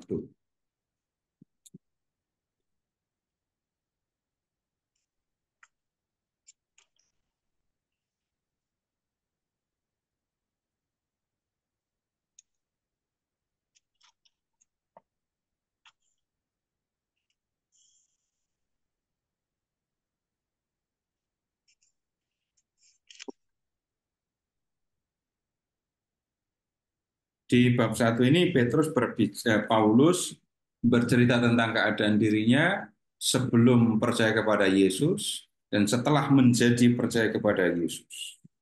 Kemudian sekarang silahkan lihat ke bab 2 ayat 7. Tetapi sebaliknya setelah mereka melihat bahwa kepadaku telah dipercayakan pemberitaan Injil untuk orang-orang tak bersunat, sama seperti kepada Petrus untuk orang-orang bersunat dan seterusnya. Terus lihat ke ayat 9. Dan setelah melihat kasih karunia yang dianugerahkan kepadaku, maka Yakobus, Kefas, dan Yohanes yang dipandang sebagai sokok guru jemaat berjabat tangan dengan aku dan dengan Barnabas sebagai tanda persekutuan supaya kami pergi kepada orang-orang yang tidak bersunat dan mereka kepada orang-orang yang bersunat. Yang dimaksudkan itu adalah pertama, Injil diberitakan kepada orang Yahudi yang disebut bersunat. Kemudian berita Injil juga disampaikan kepada orang-orang bukan Yahudi, kepada orang-orang yang tidak bersunat. Nah, pemberitaan Injil ini ya harus menghadapi macam-macam kesulitan ya. Bahkan ketika di Yerusalem para rasul mengajar, memberitakan Yesus, mereka sudah harus menghadapi tantangan dari para pemuka Yahudi. Mereka yang percaya kepada Yesus itu awalnya orang Yahudi semua ya, di Yerusalem. Tetapi mereka dianiaya oleh para pemuka Yahudi. Dan Bapak Ibu pasti ingat atau enggak lupa dengan nama Stefanus. Karena percaya kepada Yesus, karena membela iman akan Kristus, dia dibunuh. Sesudah itu terjadi penganiayaan sehingga orang-orang dari Yerusalem harus pergi meninggalkan Yerusalem, dan kepergian mereka bukan sekedar mengungsi, tapi mereka juga pergi memberitakan Yesus. Kemudian Bapak Ibu bisa mengingat juga ini Paulus yang mengejar-ngejar para murid Yesus sampai ke Damsyik kan, sampai ke Damsyik.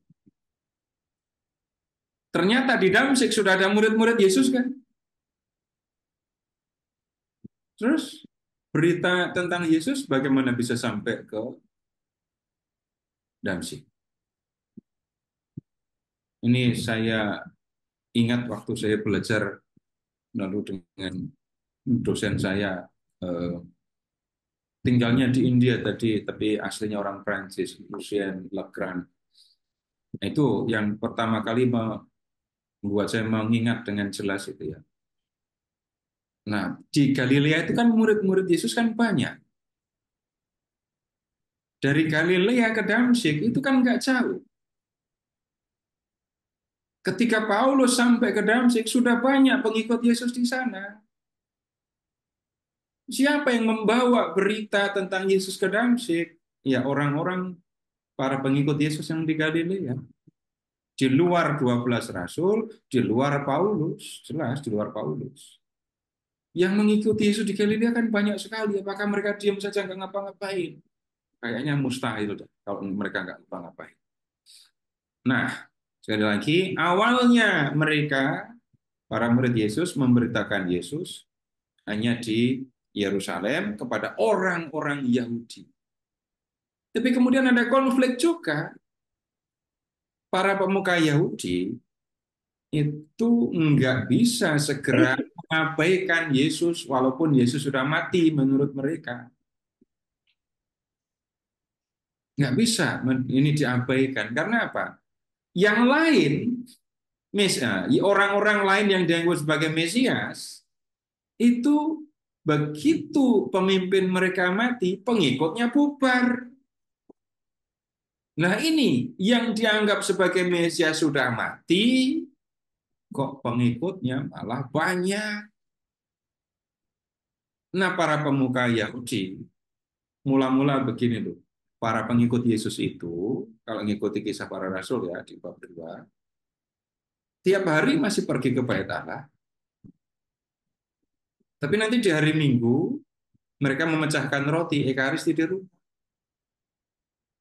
Jadi mula-mula mereka masih berlaku seperti orang Yahudi pada umumnya, tapi mereka punya kebiasaan untuk Ekaristi dari Minggu, kumpul di rumah-rumah anggota jemaat. Lama-kelamaan mereka diusir dari Bait Allah, diusir dari sinagoga, enggak boleh lagi datang ke Bait Allah, enggak boleh datang lagi ke sinagoga. Lalu yang menjadi penting ya komunitas-komunitas di dalam keluarga-keluarga itu. Nah, kemudian kita lihat pemberitaan Injil itu dilakukan kemudian juga di luar Palestina. Di luar Yudea, di luar Galilea.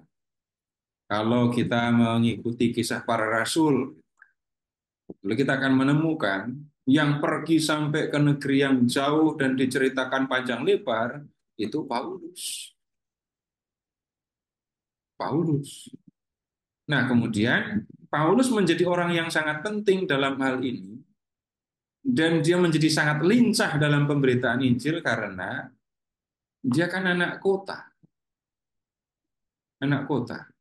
Dia anak orang Yahudi, lahir di perantauan di Tarsus, sehingga mentalnya mental kota. Mental kota itu maksudnya begini, ketemu orang banyak dari strata pendidikan yang berbeda, Paulus nggak takut, nggak khawatir. Bahasa Yunani-nya lancar. Dan kalau pergi memberitakan Injil, Paulus itu ngerti harus pergi kemana-kemana. Dan pemberitaan yang dilakukan oleh Paulus memang bisa dikatakan luar biasa. Di banyak tempat terbentuk jemaat, di banyak tempat terbentuk macam berbagai komunitas atau gereja. Nah, kemudian juga begini, ada orang-orang Yahudi, Bapak Ibu, yang tinggalnya di perantauan. Barnabas, Stefanus, Paulus, itu kan anak-anak Yahudi perantauan. Kepada mereka juga diberitakan Yesus. Bahkan pemberitaan Injil di luar Palestina pertama-tama ditujukan kepada jemaat Yahudi. Orang-orang yang punya latar belakang Yahudi. Jadi sekali lagi mulainya di Yerusalem, kemudian Yudea. Habis itu pergi ke negeri lain, dunianya sudah beda ya, dunia Yunani. Pemberitaan di luar Palestina benar mula-mula dicari orang-orang Yahudi. Baru kemudian orang-orang yang bukan Yahudi. Nah, di sini kemudian menjadi masalah ketika orang-orang bukan Yahudi yang mau menjadi pengikut Yesus ketemu dengan orang-orang Yahudi yang sama mau jadi pengikut Yesus. Tidak bisa mereka langsung meninggalkan kepercayaan, cara hidup, cara berpikir. Itu ambil contoh, kalau di antara Bapak Ibu ada yang ya dulu dalam kepercayaan yang lain, lalu enggak pernah makan daging babi, gitu ya. Itu setelah baptis langsung disuguhi daging babi, apakah langsung bisa makan? Nggak bisa. Yang dari kecil sudah dikasih tahu bahaya atau dampak kalau mainan anjing, pegang anjing, dan lain-lain. Lalu begitu jadi Katolik, apakah langsung bisa gendong anjing? Orang-orang Yahudi yang percaya kepada Yesus tidak bisa segera meninggalkan keyahudiannya. Makanan mereka masih tetap jaga, bergaul dengan orang asing mereka tetap sulit. Nah, muncullah di situ ada konflik kan. Lalu yang satu mengatakan, kalau orang bukan Yahudi mau jadi pengikut Yesus, harus disunat dulu, harus mengikuti hukum agama Yahudi dulu. Tapi sebagian lain, Paulus dan Barnabas terutama ya, Petrus juga, memiliki pandangan, orang bukan Yahudi yang mau jadi pengikut Yesus, nggak perlu disunat, nggak perlu mengikuti hukum agama Yahudi. Percaya kepada Yesus, hidup sesuai dengan ajaran Tuhan Yesus. Nah, itu kemudian simpulannya, ya, perhatikan orang-orang bukan Yahudi, tidak ada kewajiban untuk disunat dan mengikuti hukum agama Yahudi. Nah, sekarang kita lihat bagaimana kalau para rasul itu mengajar, bagaimana para rasul memberitakan Yesus sampai terbentuk jemaat.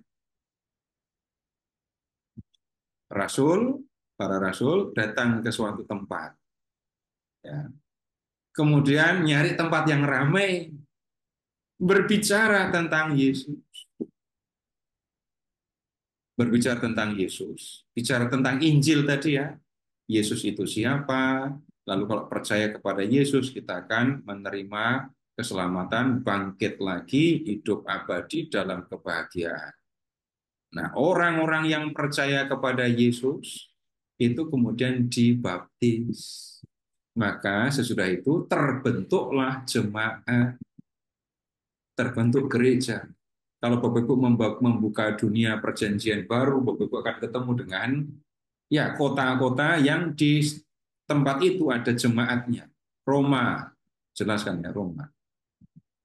Kemudian Tesalonika, Filipi, Korintus, Efesus. Di kota-kota itu terbentuk jemaat.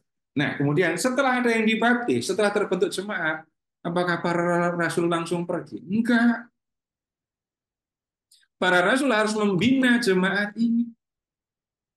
Dan bagaimana membinanya? Materinya apa? Mereka tidak bisa membuka catatan tentang ajaran Yesus karena mereka enggak punya. Maka yang kemudian dilakukan, pembinaan jemaat yang dilakukan para rasul itu dilakukan dengan menyampaikan hal-hal yang pernah diajarkan oleh Yesus kepada mereka. Jadi mereka dulu kan pernah mendengar Tuhan Yesus mengajar. Mereka pernah melihat Tuhan Yesus membuat mukjizat. Mereka pernah melihat Yesus bergaul dengan orang berdosa.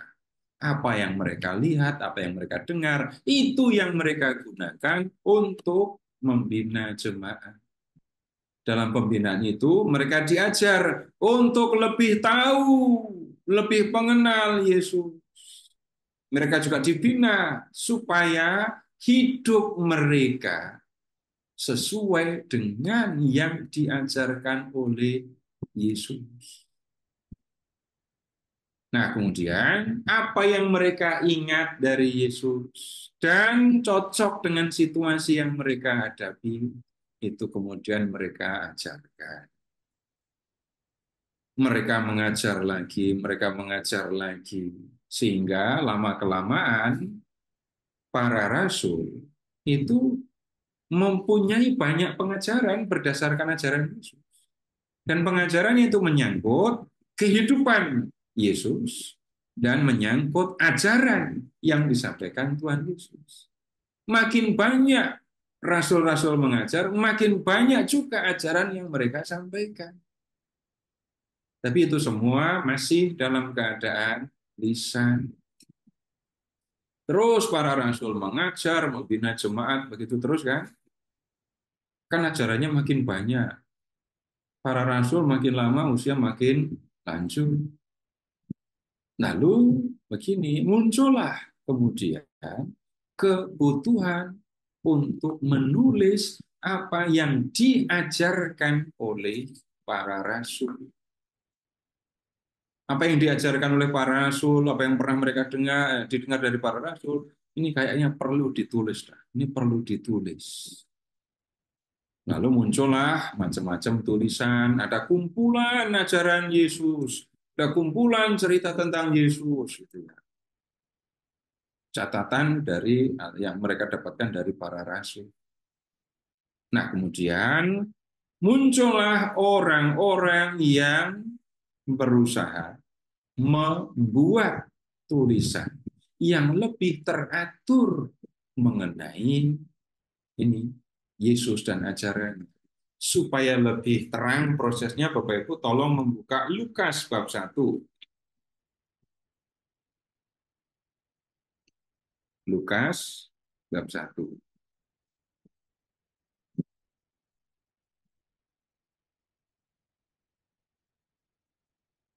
Sudah ketemu?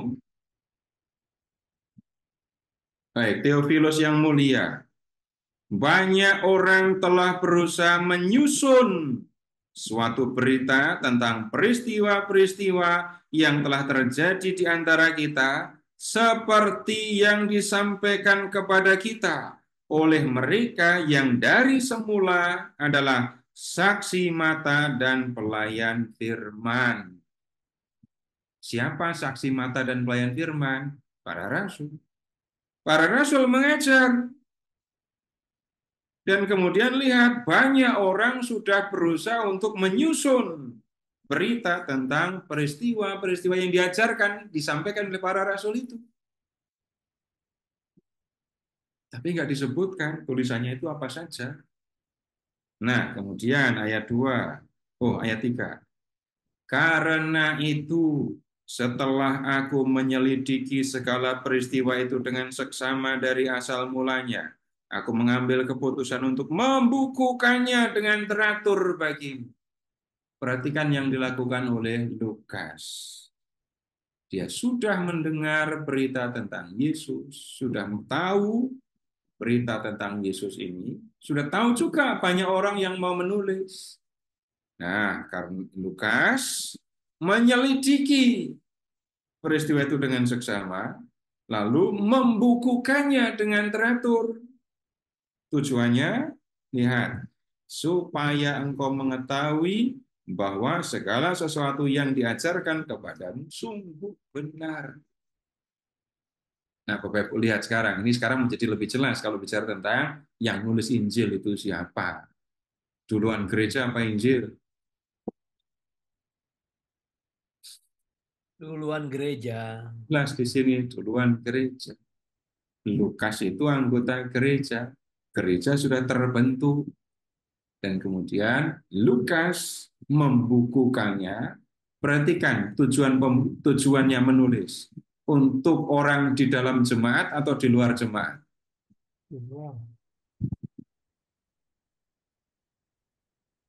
Supaya engkau, Theophilus, dapat mengetahui bahwa segala sesuatu yang diajarkan kepadamu sungguh benar.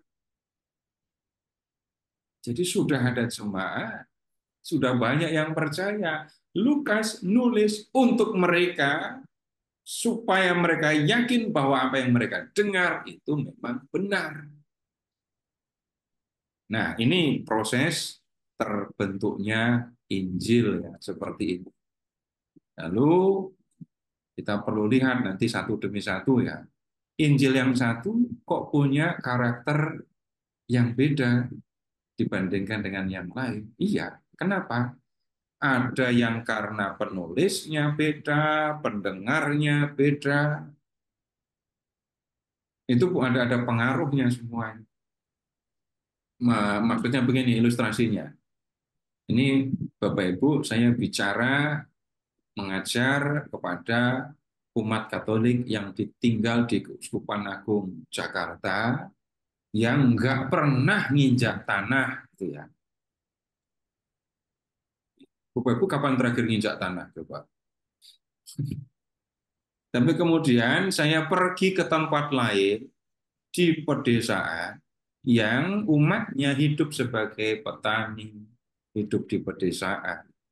Apakah saya akan menyampaikan hal dengan cara yang sama, dengan ilustrasi, contoh yang sama?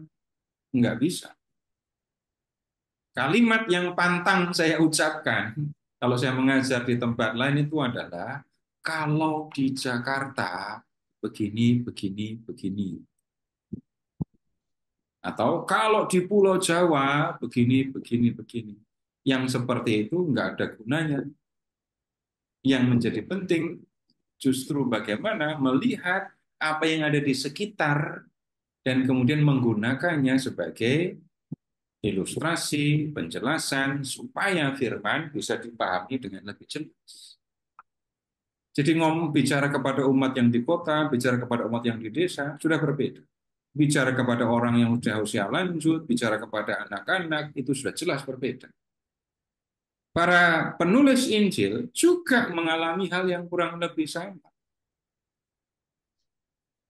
Sekarang begini ya, Bapak Ibu tolong membuka Injil, masih di Lukas kan ya? Lukasnya Lukas bab 6.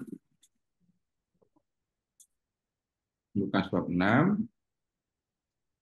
Kemudian Bapak Ibu siapkan juga Matius bab 7.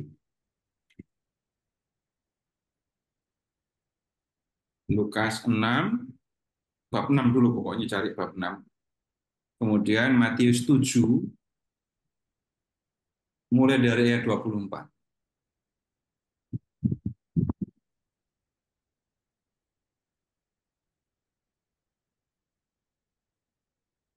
Lihat dulu Matius 7 ayat 24 ya.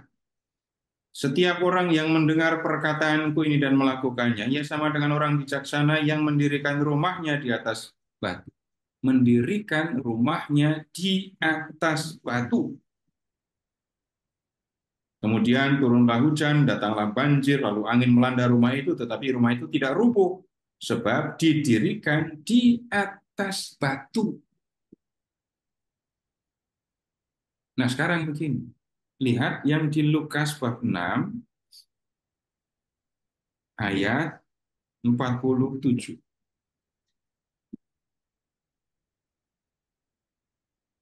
Lukas 6, 47 ya. Setiap orang yang datang kepadaku dan mendengarkan perkataanku serta melakukannya, aku akan menyatakan kepadamu dengan siapa ia dapat disamakan. Iya, sama dengan seorang yang mendirikan rumah. Orang itu menggali dalam-dalam dan meletakkan dasarnya di atas batu. Ketika datang air bah dan banjir melanda rumah itu tidak dapat digoyahkan karena rumah itu kokoh dibangun. Sama atau beda?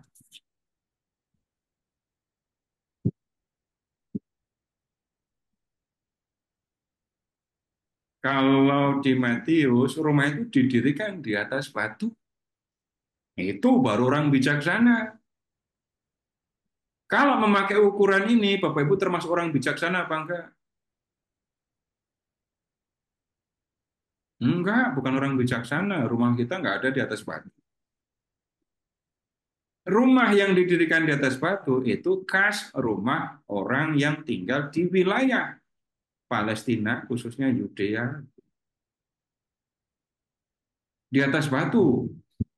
Kalau membayangkan batu itu jangan bayangkan batu sebesar bola, sebesar kerbau, kurang besar. Gunung, bukit, batu. Nah, itu yang dimaksudkan. Orang Palestina biasa membangun rumah di tempat seperti itu. Bahkan ada juga yang menggali batu untuk dijadikan gua. Bapak Ibu nanti periksa itu rumah yang di Galilea, rumah yang di Nazaret. Tapi kemudian Lukas menyampaikan hal yang berbeda tentang mendirikan rumah. Menggali dalam-dalam, kemudian apa yang dilakukan? Meletakkan dasarnya di atas batu. Ini kalau yang di Lukas itu seperti orang di Pulau Jawa, paling nggak di Pulau Jawa ya, mendirikan rumah. Tapi kemudian Bapak Ibu lihat juga dikatakan rumah itu dikatakan tahan banjir, tahan badai karena apa?